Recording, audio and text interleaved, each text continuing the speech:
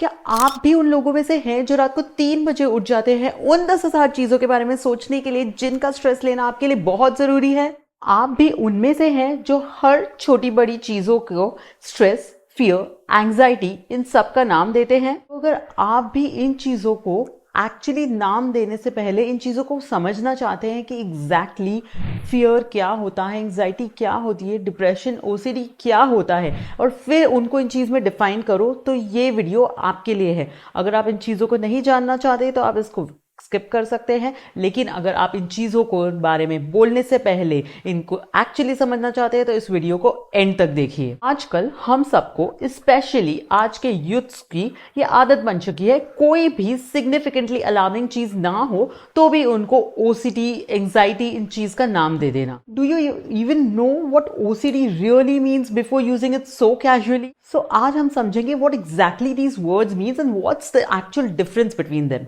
दोस्तों, मैं कोई डॉक्टर या साइकोलॉजिस्ट तो नहीं हूं, लेकिन मैं समझती हूं कि ये मेरा फर्ज है कि जो थोड़ी बहुत नॉलेज मुझे है वो सबको शेयर करूं, ताकि किसी फॉर्म में मैं किसी की हेल्प कर पाऊं। तो नथिंग लाइक इट। सबसे पहले हम समझेंगे कि फियर क्या होता है। अब फियर एक नेचुरल इमोशनल रिस्पॉन्स होता है, something like responsiveness to stimuli. Basically fear एक शॉर्ट लिव्ड चीज होती है और it's mostly associated with some response. Fear basically prepares your body for fight or flight mode. Example of fear होगा कि आप रोड पे अकेले चल रहे हैं और अचानक से आपको है ना किसी के फुट स्टेप्स की आवाज आ रही है, तो उस समय आपका जो ये फियर है वो शॉर्ट लिव्ड होता है, इसीलिए उसे फियर कहते हैं। वो बेसिकली क्या करता है, वो आपके माइंड और बॉडी को कोई पोटेंशियल थ्रेट फेस करने के लिए प्रिपेयर करता है। सो fear in a way is actually good, क्योंकि उसे बनाया क्यों गया है, उसे कोई डेंजर को एस्केप करने के लिए या कन्फ्रंट करने के लिए बनाया गया है।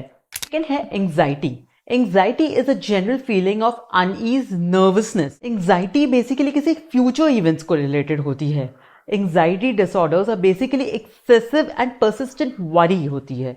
मतलब आप किसी चीज के बारे में इतना ज्यादा सोचने लगते हो कि आपके डेली रूटीन के एक्टिविटीज, थॉट्स, फीलिंग्स सब कुछ डिसऑर्डर और डिसेबल हो जाते हैं। और worry, so this prevails for a longer period of time and it is prolonged than fear. Anxiety के examples हो सकते हैं जैसे constantly worrying about an upcoming exam, कोई job interview हो उसके बारे में आप constantly सोच रहे हैं, resulting in restlessness, difficulty in concentrating and sense of utter unease. Third is depression. अब कल ही मेरे पास किसी का फोन आया कि मैं बहुत डिप्रेशन में हूँ। मैंने बोला क्या हुआ? कहता है कि कल रात को ही मेरी मॉम ने मेरी गर्लफ्रेंड को ठुकरा दिया, कहा कि तुम इससे शादी नहीं कर सकते। अब एक बात बताओ, एक दिन रात पहले आपको किसी ने ठुकराया, आपकी मॉम ने आपको कहा कि आप शादी नहीं कर सकते, एक रात में आप डिप्रेस्ड हो जाओगे? That is not a thing. इतनी सी छोटी चीज को आप डिप्रेशन नहीं बोलोगे। डिप्रेशन इज समथिंग जो बहुत लॉन्ग टाइम तक चले and it is basically a mood disorder. तो इसका आपको पता कैसे चलेगा? So this is something like बहुत कोर्स ऑफ टाइम से आप बहुत ज्यादा सैड हैं, आपको कोई एक्टिविटीज में इंटरेस्ट नहीं है, एक्सट्रीमली डल मूड में रहते हैं 24/7 डे एंड नाइट। डिप्रेशन आपको बहुत ज्यादा अफेक्ट कर सकता है, आपके वेलबींग को अफेक्ट कर सकता है। It goes beyond like sleeplessness, आपको लॉस ऑफ एपेटाइट हो सकता है एंड एनर्जी लेवल्स बहुत ड्रास्टिकली ड्रॉप हो सकते हैं। Last and the final one is OCD. OCD is obsessive compulsion disorder. अब ये कब होता है? This is a mental health problem जो किसी चीज को रेपिटेटिवली करने की वजह से होती है, इसीलिए उसे कहते हैं ओसीडी। ये इतना सिंपल नहीं है जितना आजकल यूज करते हैं। जैसे कोई कह देता है कि मुझे बार बार सोशल मीडिया का पेज रिफ्रेश करने का ओसीडी है, मुझे क्लेanलीनेस का ओसीडी है, मुझे नए कपड़े खरीदने का ओसीडी है, मुझे म्यूजिक सिर्फ इस लेवल पे सुनने का ओसीडी है। It's not that simple guys. OCD ये नहीं होता। OCD is even more serious. Now OCD के सीरियस एग्जाम्पल्स है लाइक किसी को कॉन्स्टेंटली वायलेंट थॉट्स आते रहते हैं, किसी को कॉन्स्टेंटली डिस्ट्रेसिंग थॉट्स आते रहते हैं, किसी को कॉन्स्टेंटली सेल्फ डाउट होता रहता है, किसी को कॉन्स्टेंटली ये डाउट होता है कि मैं किसी को जाके हार्म ना कर दूं, कोई जाके पार्टीज नहीं कर सकता क्योंकि उसको कोई ना कोई डिसऑर्डर होता है। तो बोलिए कि ये सारे डिसऑर्डर्स ज़्यादा सीरियस है कि हमारे ये डिसऑर्डर्स की हमें क्लेanलीनेस नहीं रखना है, हम सोशल मीडिया देखने से ओसीडी होता है। आप सोचिए। आशा करती हूँ कि मैं अपने इस वीडियो से आपके थोड़े डाउट्स को क्लियर कर पाई हूँ, और ये मैंने इसलिए किया है क्योंकि हम जब थोड़ा इन चीज़ों को जानेंगे तो हम भी रिस्पॉन्सिबल होंगे, और जब कोई इंसान इन प्रॉब्लम से गुजर रहा होगा तो हमें बेसिक इन्फॉर्मेशन तो पता चलेगी कि हम कैसे उन्हें गाइड करें, कैसे उनको सही मेंटल हेल्थ या सही प्रैक्टिशनर के पास भेज पाएं।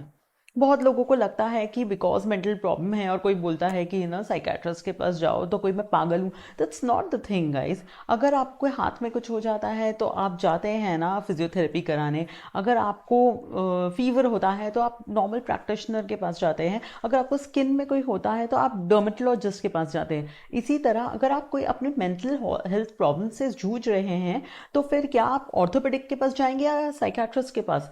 ये सिर्फ एक नॉर्मल कोई बना दिया गया है कि psychiatrist is mental health, but that is not guys. So my beautiful viewers, let's stand together and spread mental awareness. So अगर आपको ये वीडियो पसंद आया तो please like and subscribe to my channel Swati talks, and I'll be back with the next video next week.